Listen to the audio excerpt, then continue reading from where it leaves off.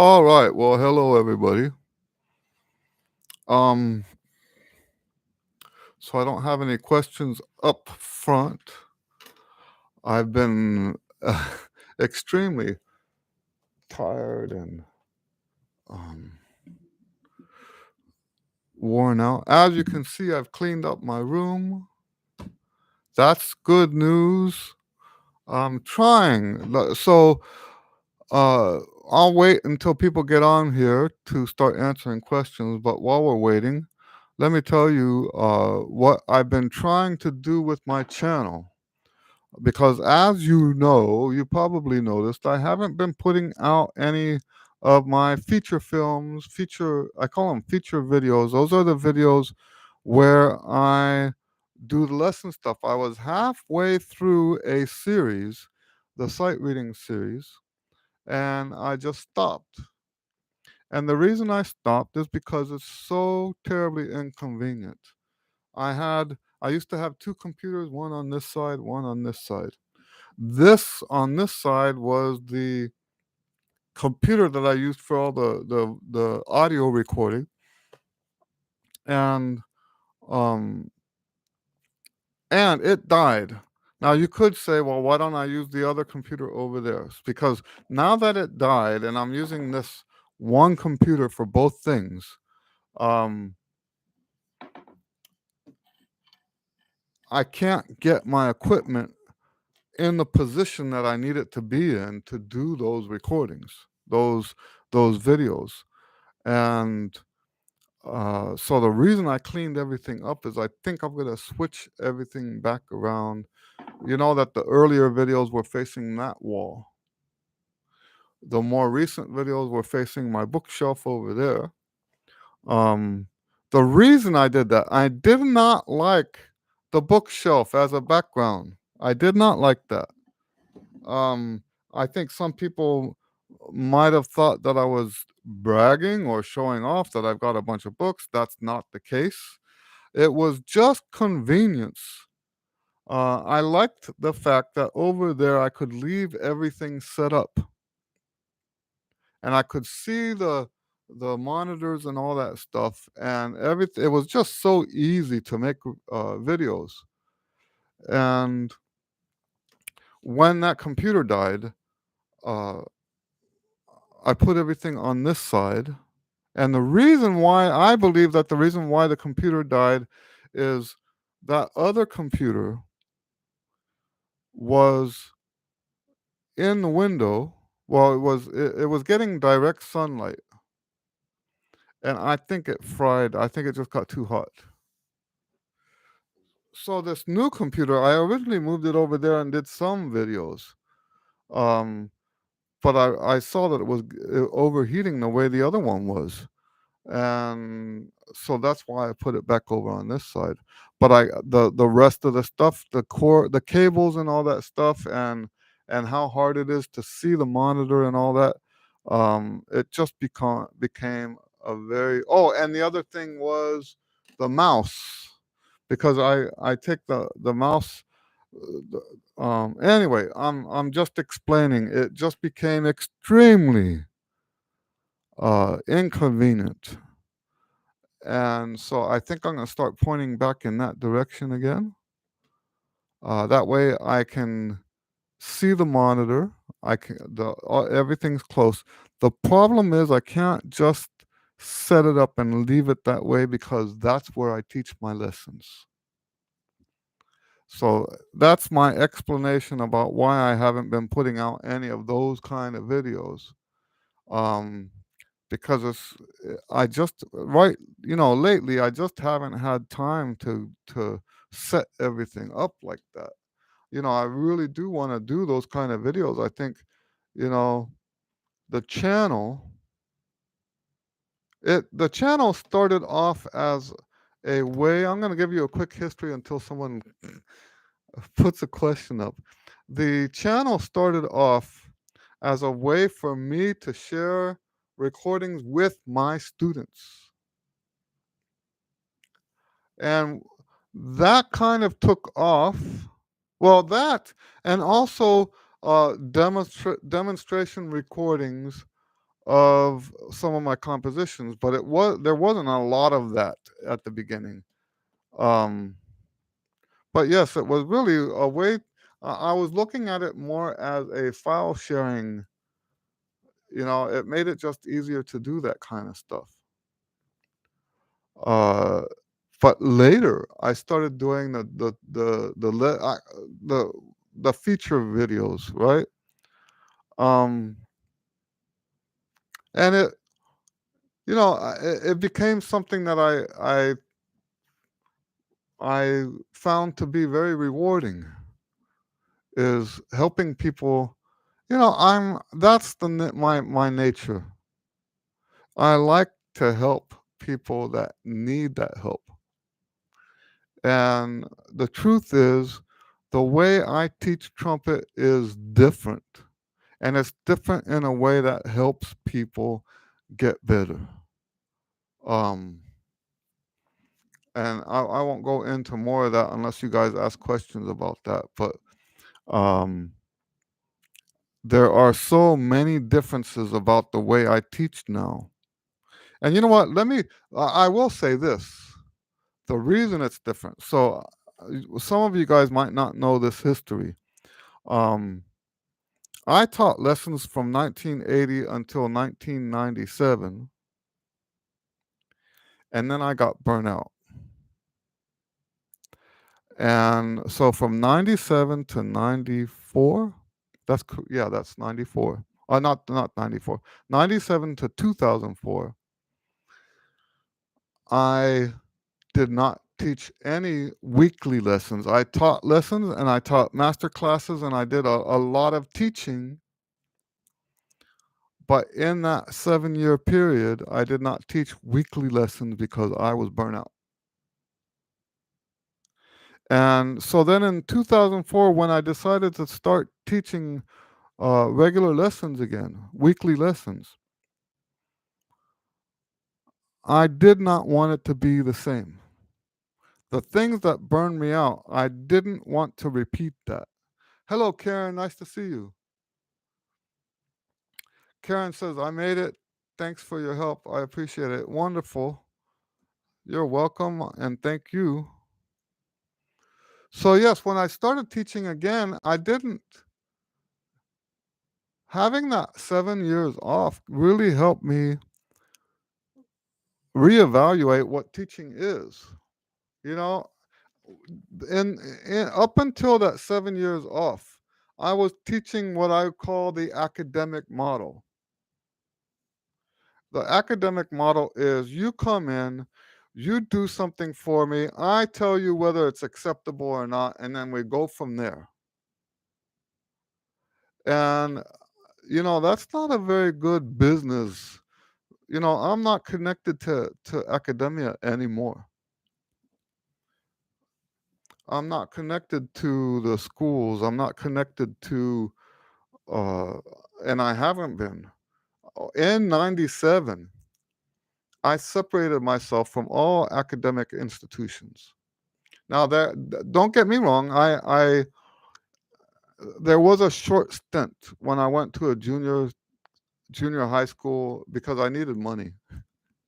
I had to make some money, and the student load had gone down. Uh, Only because everyone graduated. I was still teaching a lot of high school students back then. Everyone graduated at the same time, and the students were not coming in as quickly as they were going out. And so I did take, for a very short period, I took a junior high school in that during that time when I was officially not associated with any academic institution. But even when I was there, I wasn't my teaching had already changed, and I wasn't teaching that academic way anymore. So there is a very, very big difference between. So let's say, for example, if you go to a college teacher or a high school teacher, um, there are certain standards. Not maybe standards is the wrong word. Certain conventions that they follow, And now I'm not suggesting that everyone teaches the same way. I'm not saying that. But you can categorize it, you know, looking at the categories, the general description of the practice, the way I teach is extremely different from that category. And yes, I acknowledge that they don't all teach the same, but the way I teach, even the reason why I'm teaching is different. And getting back to the burnout thing, uh, one of the things I used to say I told people about why I stopped teaching. I told them I was tired of caring more about their progress than they did. And that's a real weird way to put it now when I'm looking back. But what I meant was when I said that, those were the words I would say. What I meant was that I was tired of caring that they would stick to this academic objective. I cared more about that objective than they did.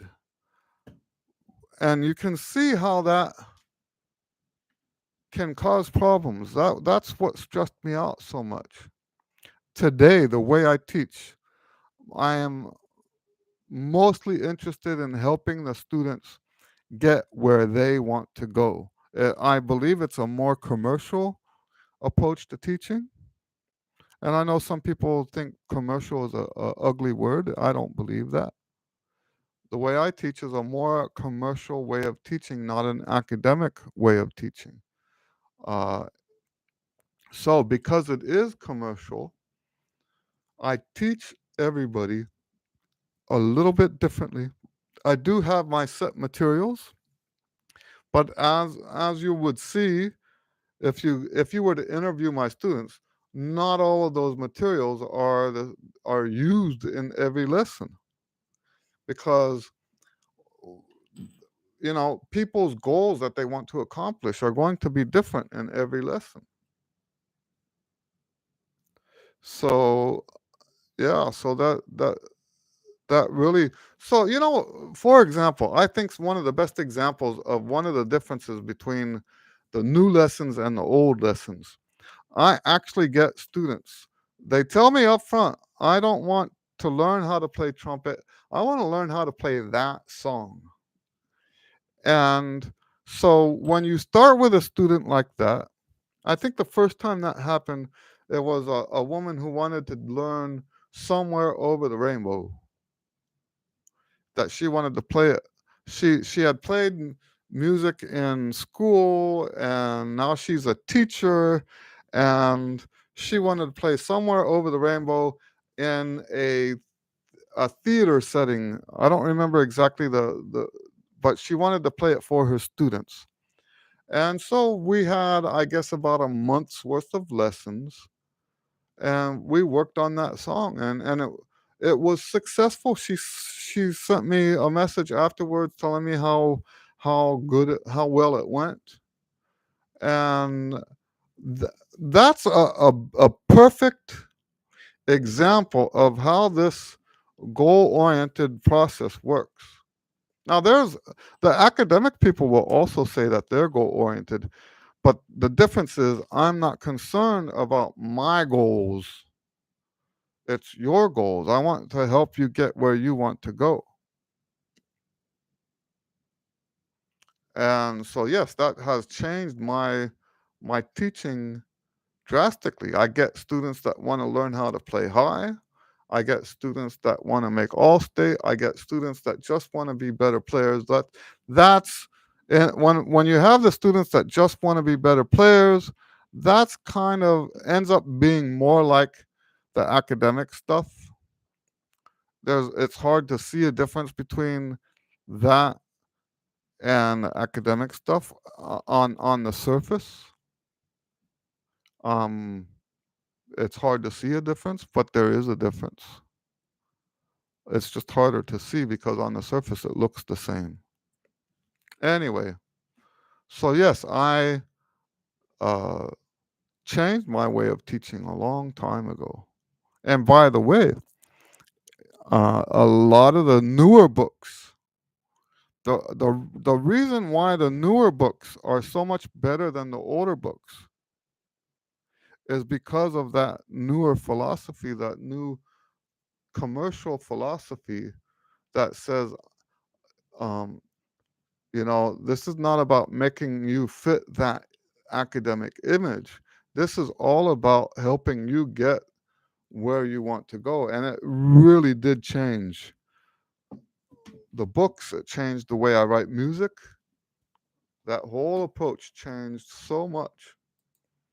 Um, Now, I'm going to also admit that I don't always get that right either, right? I don't think it's so easy. You know, look at it this way. With the academic approach, that's actually an easy gig, right? Because you have your materials all laid out. When I was in college, my college professor had, and I'm not putting him down. Don't ever think that. I don't put people down on this channel. Um, so he had a, a a syllabus that he got from his teacher. I think he modified it a little bit, but it was very much similar to what they were teaching at North Texas, in the trumpet lessons, and um, that's what you did in the lessons. You had to conform to this procedure, this way of learning. And if you did not conform to that, then you were doing it wrong. And what I'm teaching now is so entirely different from that. So entirely different. Um, I'm, I really, and we're talking about how easy. That's an easy gig. You don't have to prepare for the lessons. You don't have to give special thought to the student. The way I'm teaching makes it a whole bunch more difficult because each student has to have unique special attention because each student has their own unique um, objectives that they want to accomplish. And yes, I'm going to also say that part of the first like month or even a few months, hello, Jeffrey, uh, a lot of that is just trying to figure out precisely what the students' goals are, what their objectives are. And yes, the other thing that is also true is that some students don't know what their goals are, so that and so you have to kind of um, encourage them. I guess is the word. That's a good word. Encourage them to um, to help them find what they want, right? So, and there's ways that I can work with a student that doesn't know what they want. Of course. Any questions? I did have a gig last week. That's why we didn't have uh, what do you call it? A Q&A last week. And it was a gig with my band. I was the leader, and you know, uh, it was a little different from a lot of my other leader gigs in that it wasn't as artsy. We weren't there to give a show. We were there to provide dance music. It went really, really well. In fact, let me read what the client wrote in her review. She had a wonderful review. Um, yeah, a wonderful review. It was like the best review I've ever had.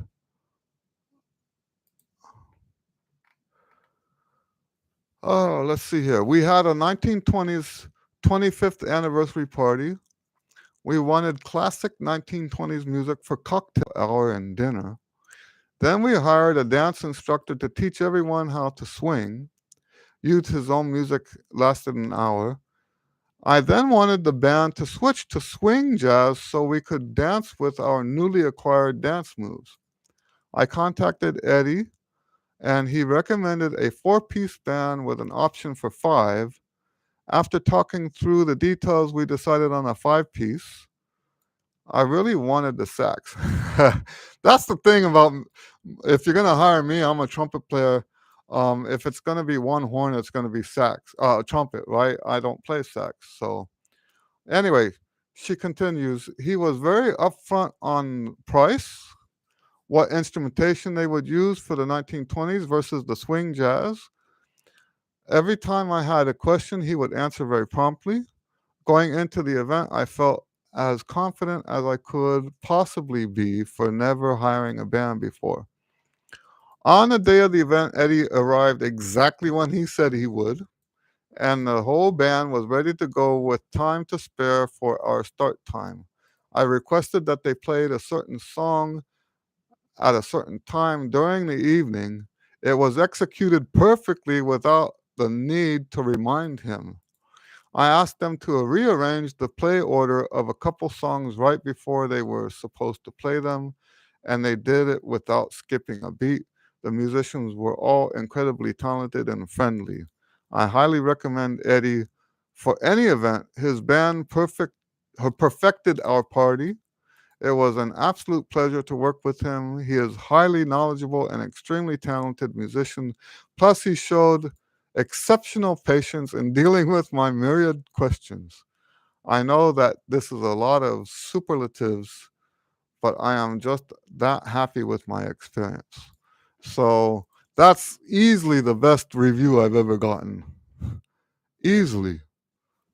For anything. I get reviews on my books, reviews on the on the compositions and on the videos and stuff like that. That's the best review I ever got. Karen says, "Do you ever play in Virginia?" Um, I can't remember playing in Virginia. I I I have done some East Coast playing. I would love to go back to Virginia. Um, yeah, I don't know if I ever told you guys this. I grew up on the East Coast. My dad was military, and uh, and I had a aunt that lived in Virginia Beach, and we would go swimming at the beach when we went to go visit her. Um, I like Virginia, but I don't remember. I don't do a lot of traveling for performances, like maybe an average of once or twice a year. But I don't remember ever going to Virginia for performance. Um, any questions? Trumpet questions, music questions.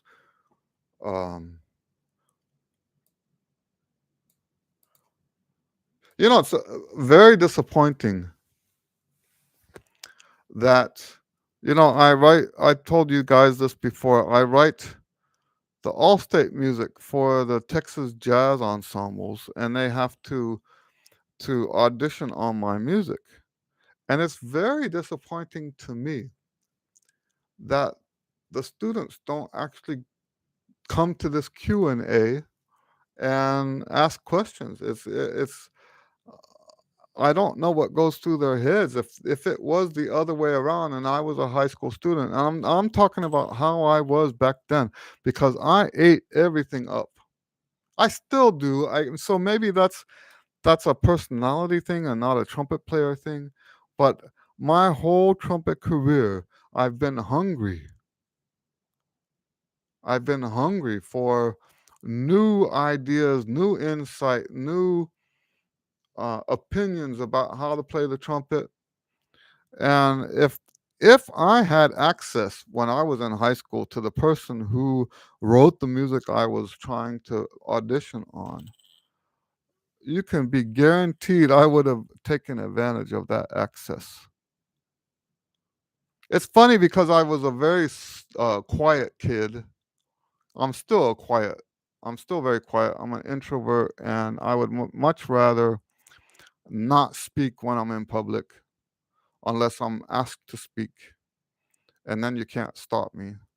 But if there's, in other words, if I'm asked to like give a lecture or something, I can talk for hours. But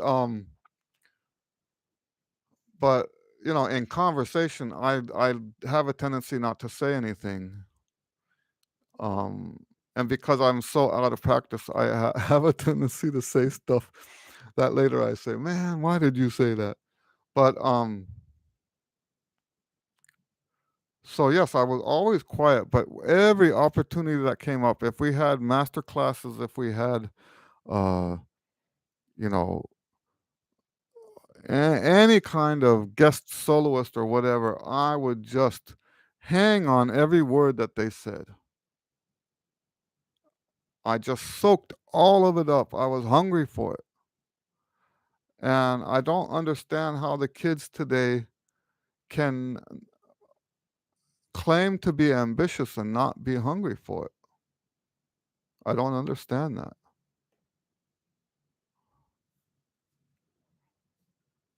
So, yeah, that's weird. Any questions? We're kind of slow on the question side.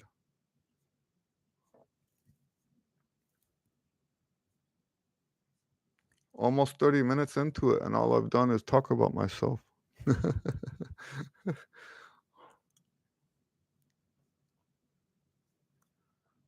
All right.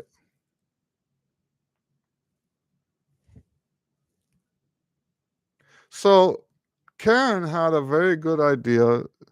She thinks that I should have a mailing list or something that lets people know that we're going to have uh,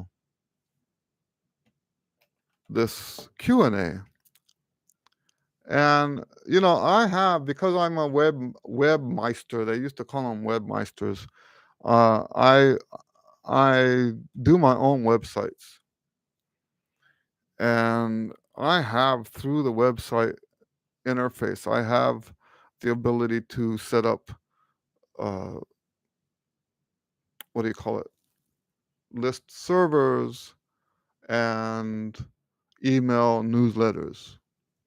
And I can actually set up, and there's no limit to how many of those I can have. I can actually set one up that's specifically for the Q&A. Here's the problem with that.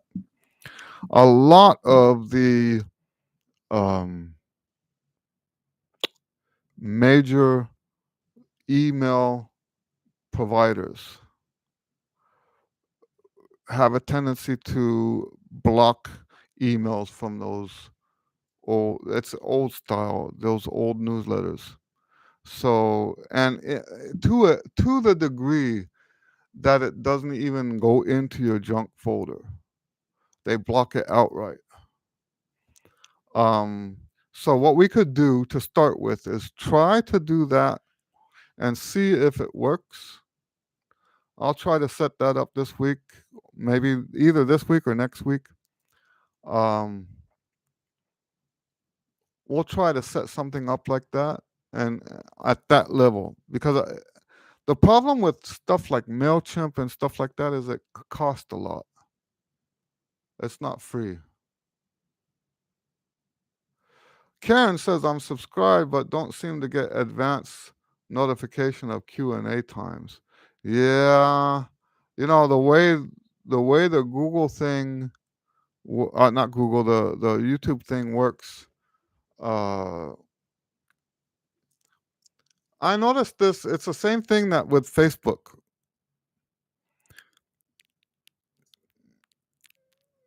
They the way they like, if you're gonna do ads, and I'm not saying that I'm paying for anything here on YouTube. I'm not saying that, but just to give you an example, I used to do ads on Facebook, and so we would reach with $5, we could reach 10,000 people. And then they decided, hey, you know what? That's too much coverage for $5. So they cut that back to something like 500 people that you would reach now. And so the reason what I'm saying is that the reason why they cut that reach back is to make you pay more money for the higher numbers. And I understand the drive to do that because they have to make a living. I understand that. But that's kind of a crooked way to make a living. You can't even in Facebook, you can't even just put a post up on if you have a page, you know that a page is different from your profile. If you have a page and you want to reach out to the people who are subscribed to your page, I don't know what it's called. They don't call it subscribed. Um, but you join or something like that. You put a notice up and it doesn't even reach the people who say yes, I want to get notices from this company. You have to pay for that. And what happens on YouTube is very much like that. It's very much the same model. They will cut back on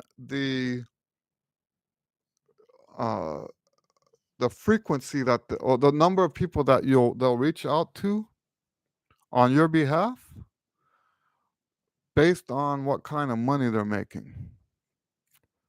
And it is very on the one hand I do understand it, but that's not the way I would go about it. If people signed up to get your notifications, they should get your notifications.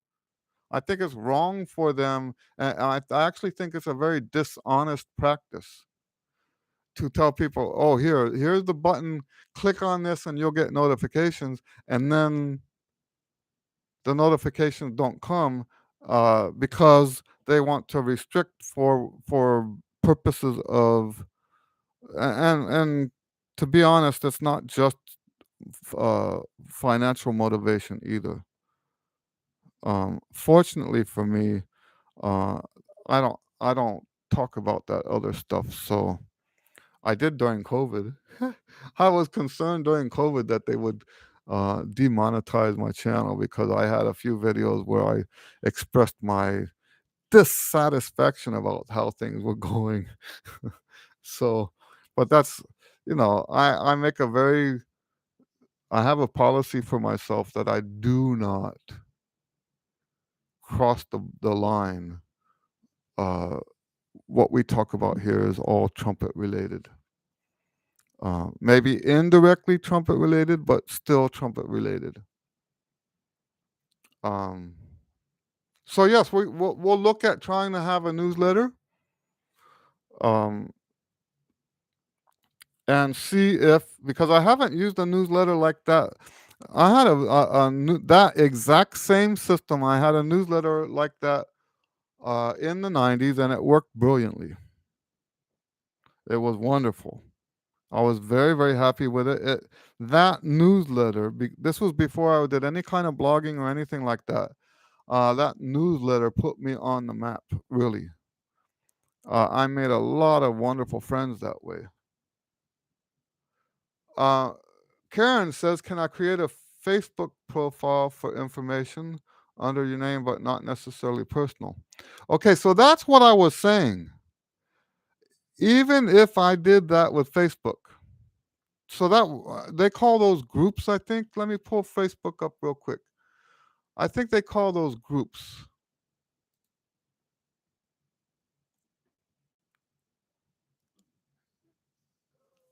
Now that would be better than having a page that I put notifications out, but still there would still be stuff that you wouldn't get. Groups, yeah, they call them groups. So there's now I don't spend. Let me be honest about this. I don't spend a lot of time on Facebook. Um, But there's groups now that I'm looking at the groups page. I never get these notifications. So I'm not so convinced. I could, if you, I'll tell you what, Karen, if you prefer the groups, I will go with the groups first. I'll do that. Um, and we'll see how that works. But but yeah, I'm not so convinced that Facebook can be trusted like that. Um, Now maybe the groups I have a group. I actually am a leader of a group. Um, I have Christian trumpet players is a group that I started. There's almost no activity on it, and in fact, I had some people posted on there, and I never got the notification from my own group.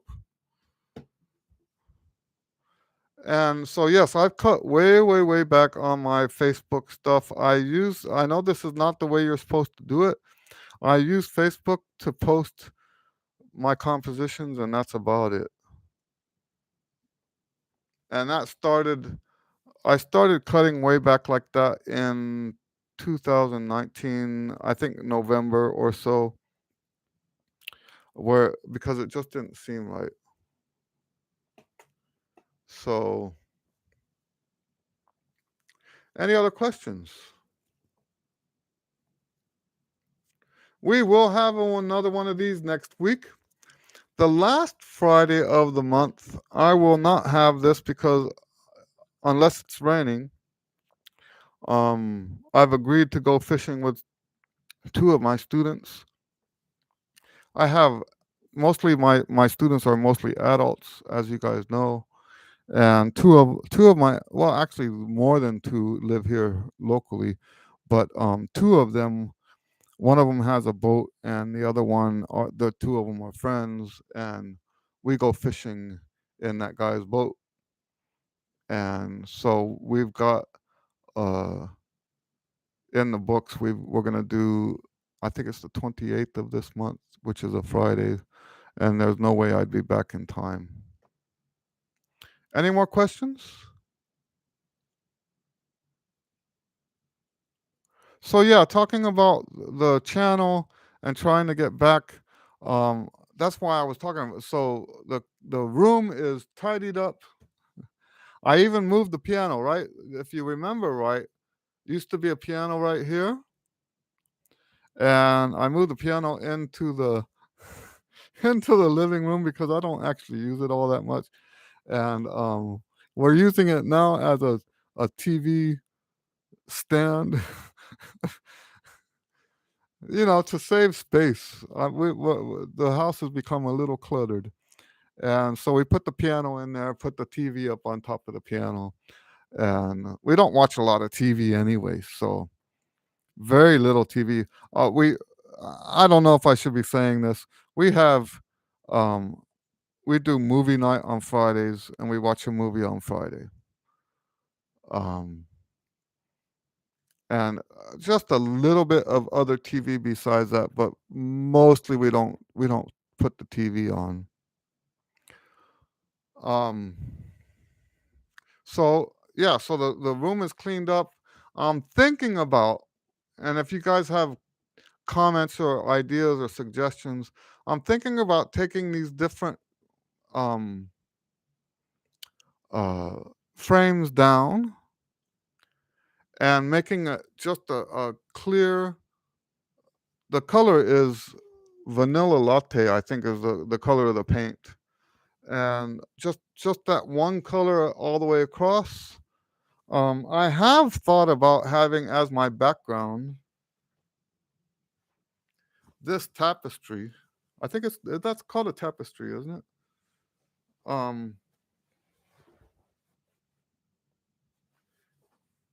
this is as old as I am, and I really want to hang it. My parents bought it in Europe when we lived there. I lived in Europe from 1964 to 1966, and they bought it when we were out there. It is remarkably well looked after. It's got a couple tassels that are missing, but you expect something like that that's this old to have moth eating it or something like that. I'm thinking about taking all that stuff down off the wall and putting this up, um, because I like it. But yeah, I'm thinking about. But once I get all of that set up, I'll start making these other videos again, the teaching videos, um, and we'll be all set up for that.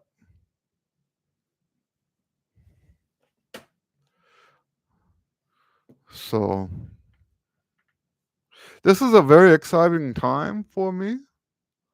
I'm tempted to, you know, I'm one of those guys that wants to know what the truth is. I don't just believe stuff. So everything's looking, as far as like career stuff goes, everything's looking like it's pointing in the right direction for me. The suspicion I have is that, is this not because COVID is over and people are finally coming out of their houses and their lockdowns and their mask stuff? Is this not, is the optimism I have now not connected to that? That's the suspicion I have. But yes, everything seems right now to be looking up. It seems like um, new opportunities, and and the opportunities are in every direction. The opportunities are, for the compositions, opportunities for the books, opportunities for students. I've got now. I told you earlier that I had more students leaving than coming in. Now I've got more students coming in than leaving. So I'm very soon going to reach my limit. I do have an official limit of students. It's kind of hard to tell when that limit is because not all of my students take every week. Um, so I don't have a. It's hard to tell when I'm there, but yeah, right now the the students are coming in, and I almost don't have room for another. There is room. Don't get me wrong, there is room, but we're quickly running out of room in the schedule for more students. So that's a good thing. Um, because when COVID was, COVID kind of put a damper on all of that stuff, and um, so yeah, all the I have four business streams: the teaching, the performing, the the publishing of sheet music, and the publishing of books. It's I've had those same four streams all along. They are, in my mind, all connected. I think that the fact that I am a professional musician makes my teaching and the books and all that stuff more validated, or whatever you want to call that. Um, I also think that the compositions. I used to have a chart really that showed all the relationships between the four things and how they enhanced each other. But yeah, so all of that stuff seems to be looking up right now, even though the economy and all that stuff is suffering. Um, right now, things are looking good for me now with all that stuff. And a lot of that is on you guys, because you guys, the more I put these videos out, the more that you guys know about this stuff, and you're actually um it's not, I'm not saying that you guys are buying the stuff. I'm not saying that. It's It helps get the word out, I guess is the way I'm trying to say that. You know that every time you listen to one of my videos or watch one of my videos, it affects the algorithm. So we were talking about that earlier, right? Um, the more of the stuff of mine that you listen to, that you click on, and by the way, clicking like on a video has a huge impact on the algorithm. Commenting down in the comments has a huge impact on the algorithm. So a lot of people will come to me and say, "Hey, how do I support you?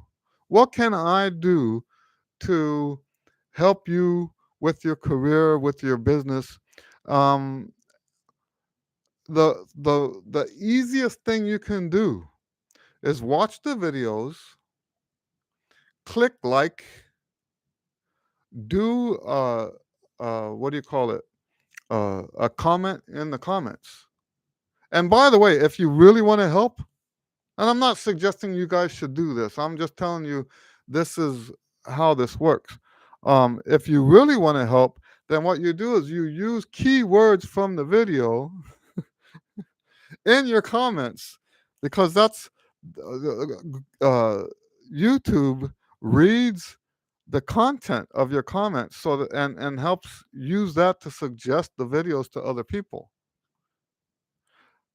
So if you say, "Oh, that's great information about trumpet embouchures," then the more trumpet embouchures comes up on that video, when someone does a search about trumpet embouchures, YouTube is going to say, "Hey, this is a video about trumpet embouchures. Let's put that one at the top." Does that make sense? So yes, you guys who watch these videos and participate in the live stream and all that stuff, you guys actually help bring my my videos and my products and all that stuff higher up in the algorithm by doing that stuff. So I've told you guys before. There's a lot of stuff about sales and marketing that I don't believe in. That I believe that all goes against my Christian values. Um, there are things though that I don't have a problem with, and that's now I will never try to get comments that people don't want to leave. I will never. Uh, so I don't believe in manipulating people, right? But there's nothing wrong with telling people, "Hey, if you want to help, that's how you can help." I'll tell you, I do it. I do that. If I see a video that I want to see more of that in my feed, I will click like. I don't often click on the like because a lot of stuff I don't want to see more of that, right? But if it's something I want to see more of, I will put like. I will put a comment in the comments, um, and stuff like that. Uh, Now there's more. I've been doing this internet thing. I don't know if I ever told you guys this. I've been active online since 1993. I was one of the very first trumpet players. I don't think I was the first, but I was one of the very first trumpet players to actually have my own website. That's cool, isn't it? I was one of the very first trumpet players to have my own website, and that website has gone through a lot of changes over the years. Um, but yes, it has become now. I have more than one website, right? I used to do everything on just the one website, but today, I'm pulling on what is it, 93 to that's 30 years. Woo! 30 years of experience doing websites. Wow. Almost 30, you know what I mean? 28 years. No, 29 years. Pardon my math. All right. So yeah, the 1993 was a good year, Jeffrey says. So yes, I know the internet thing, and there's a lot of stuff that I've learned in my reading, in my research about how the algorithms work, and it it applies just as much to YouTube as it does to any of the other stuff. So if there's anybody, not just for me, if there's anybody you want to help out because you really like what they're doing, um, that's how you help them out. Is so the liking is important. Watching the video all the way through is also important. I know that can be kind of boring, if it's not the video you wanted to see, but if it's someone you're trying to help out, then it's best to turn it on and watch the whole thing, because they do record how long people stay on that video. Um, I think they call that engagement or something like that. And then with the likes are important because it gives them data to feed to the algorithm, and the comments.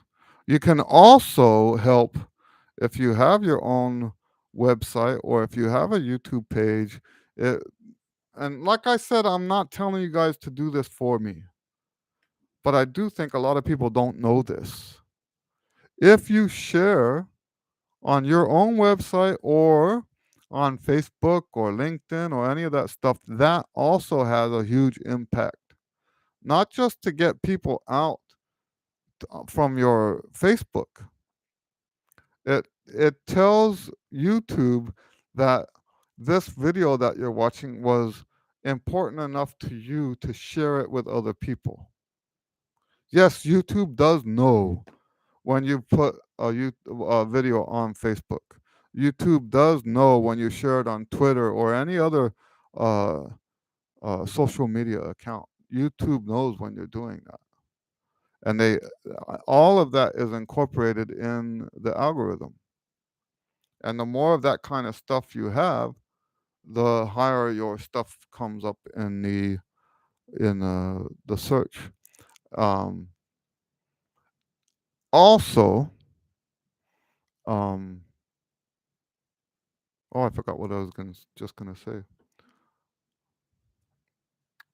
But anyway, and I'm gonna reiterate, the reason I'm telling you that is just so you know that's how you help people.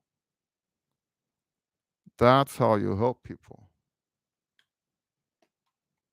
I hope that makes sense.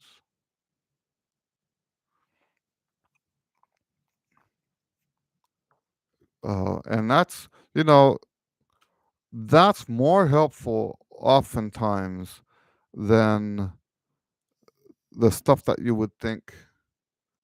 Uh, I'll tell you what, there's a lot of people pushing to do these, um, they call it, uh, oh, I forget what they call it, where you can, like in these live streams, you can send money, right?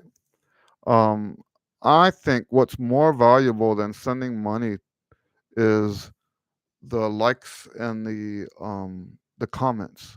I think likes and comments are far more valuable than sending money, because I don't to my knowledge, when you send money, it doesn't do anything. It doesn't have an effect uh on your rankings.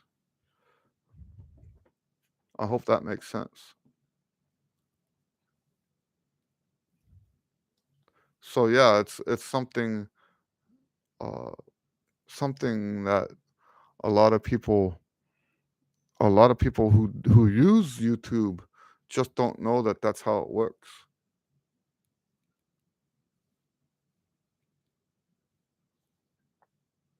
Anyway, we didn't have very many questions today. Um, Anybody have any last minute questions before we sign off?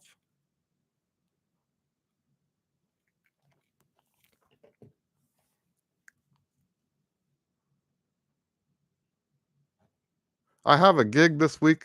I'm playing a Jewish wedding on Sunday, and I love the Jewish stuff. It's klezmer music. Klezmer is like Eastern European Jewish music, and um, I've always loved playing that music. I started the first band I played with that did that stuff was um, a band called the Gypsies, and they did half. The guy that had the band was a Russian accordion player, and but he did a lot of klezmer music. And then now the band that I started playing with again, they call themselves the best little klezmer band in Texas. And you can look them up. I think that's what I think they still call themselves that. Let me look it up.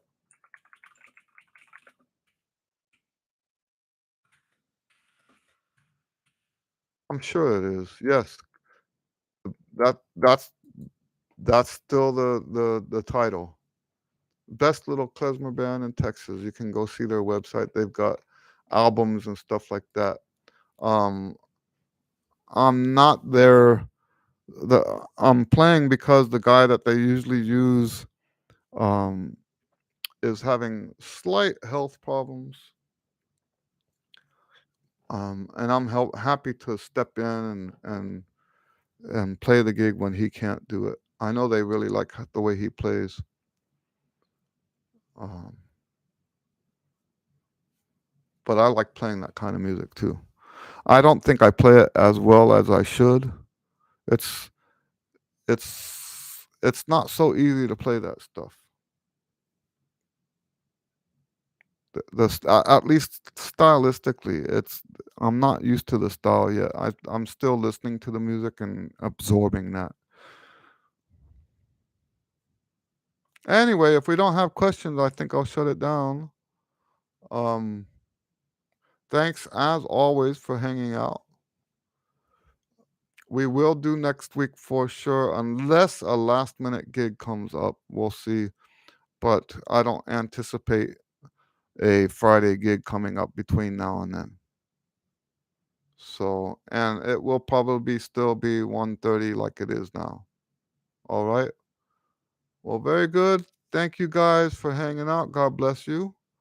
And we'll see you on the next video. Thank you.